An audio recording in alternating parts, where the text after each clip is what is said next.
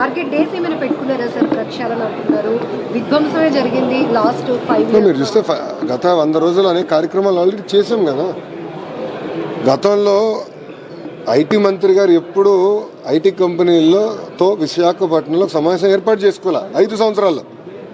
వాళ్ళతో ఎప్పుడు మాట్లాడాల. అది నేను చెప్తాను కదా, వాళ్ళే చెప్పారు, ఆన్ రికార్డ్ చెప్పారు.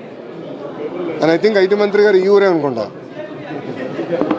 అంటే ముందల మంత్రి గారు వేరే నెల్లూరు జిల్లా, పాపం చనిపోయిన తర్వాత మన ప్రాంతానికి చెందిన ఒక వ్యక్తి ఐటీ మంత్రి అయ్యారు.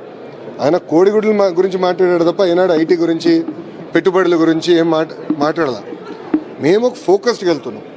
సో ఫస్ట్ 100 days ఉన్న ప్రాబ్లమ్స్ మనం రిజాల్వ్ చేసుకోవాలి. ఇప్పుడు మీరే చూస్తారు, టాటా సన్స్ చైర్మన్ చంద్ర గారు వచ్చారు. గతంలో ఇప్పుడు వచ్చారా ముఖ్యమంత్రి గారు కలిసి?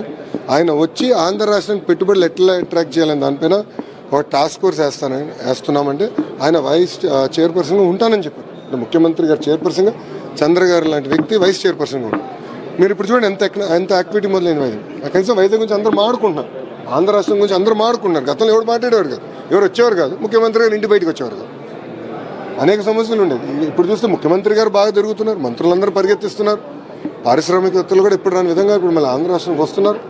భోగాపురం ఎయిర్పోర్ట్ గురించి ఆల్రెడీ ముఖ్యమంత్రి గారు 2-3 సార్లు సమీక్ష చేశారు.